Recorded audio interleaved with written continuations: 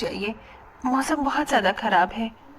मुझे तो समझ नहीं आ रहा, ये दिन पर दिन मौसम खराब होता जा रहा है।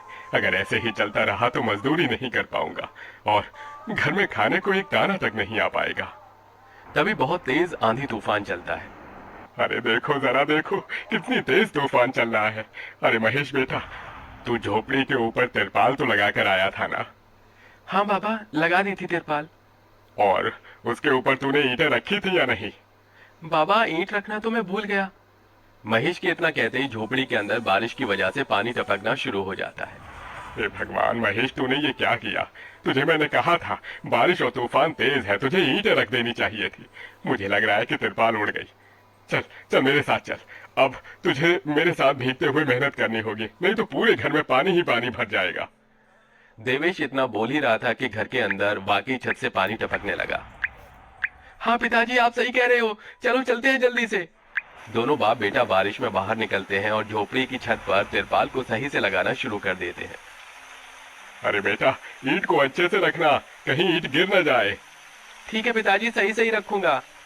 महेश इतना कहकर अच्छे से ईंट से तिरपाल को दबाने लगता है, जिससे छत ढक जाती है और झोपड़ी में पानी टपकना बंद हो जाता है।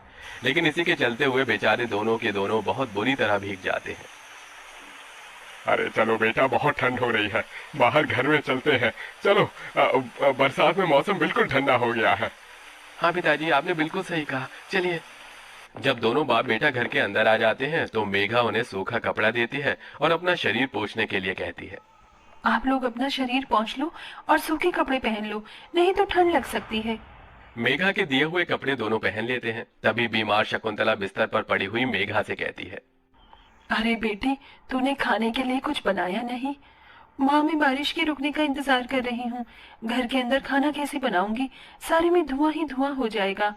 मेरी दवाई का समय हो गया है और मुझे भूख भी लग रही है। ठीक है माँ, मैं कुछ करती हूँ। मेघा अपने सिर पर एक सफेद कट्टा रखकर बारिश से बचते हुए बाहर से कुछ ईंटें लाकर घर के अंदर ही छोटा सा चूल्हा बना लेती है और उसी पर खाना बनाना शुरू करती है। अरे बेटी, पूरे घर में धुआं ही धुआं हो गया है। पिताजी, खाना बनाना भी तो बहुत जरूरी था। मेघा जैसे तैसे करके जल्दी जल्दी खाना बना लेती है। वो खाने में नमक मिर्च वाले चावल ही बना पाती है। माँ, माँ उठो, ये लोग खाना खा लो। शकुंतला मेघा के हाथों से खाना खाती है। शकुंतला के पूरे शरीर को पैरालाइज हुआ था, जिसके कारण ना तो वो हिल सकती थी और ना ही वो उठ सकती थी। मेरी प्यारी बेटी, इतनी कम उम्र में तेरे ऊपर कितनी जिम्मेदारी आ गई। हम गरीबों का कुछ नहीं हो सकता है। इस गरीब झोपड़ी के अंदर हम कैसे कैसे दिन देखते हैं। कोई बात नहीं माँ, बच्चे समय के अनुसार बड़े होते हैं, लेकिन मैं समय से पहले बड़ी हो गई हूँ। आपको तो खुश होना चाहिए। मैं तो इस कदर लाचार हो गई हूँ कि तेरे सर पर हाथ रखकर तुझे आशीर्वाद भी नहीं दे सकती बेटा। शकुंतला की आंखों से आंसू निकल रहे थे। मेघा उसके आंसू पोंछकर अपनी माँ को हौसला देती है, जिसके बाद वो अपने भाई और पिता के साथ बैठकर खाना खाती है। बारिश होती ही रहती है, लेकिन बारिश रुकने का नाम ही नहीं लेती।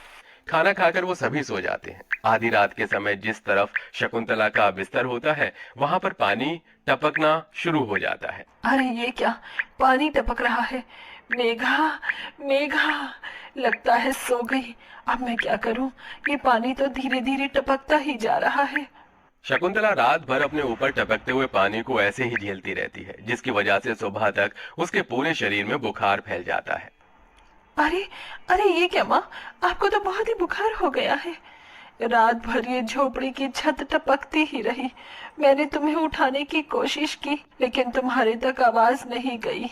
ये सुनकर मेघा को बहुत अफसोस होता है। वो सूखे कपड़ों पर अपनी माँ को सहारा लगाकर लिटा देती है और उनके कपड़े भी बदल देती है। लेकिन तभी अचानक से गांव में बाढ़ आ जाती है। अरे अरे ये क्या हो, यहाँ तो पानी भर रहा है। अरे लगता है गांव में बाढ़ आ गई है। अरे हम लोग क्या करें? अरे बेटा महेश, अरे भाई, अपनी माँ को कंधे पर उठा, नहीं तो हम सभी बह जाएंगे। अरे पानी में कोई जुगाड़ करता हूँ बेटा। देवेश फौरन घर के बाहर जाता है। जहां वो आसपास देखता है, उसे एक रेडी दिखाई देती है। देवेश उसे लेकर आता है, जिस पर शकुंतला को लिटा देता है। अरे चारों तरफ पानी ही पानी हो रहा है, हमें अब यहाँ से जाना होगा, नहीं तो पानी में हम डूब जाएंगे। तभी अचानक से उनकी झोपड़ी पानी में डूबकर बह जाती है। हमारी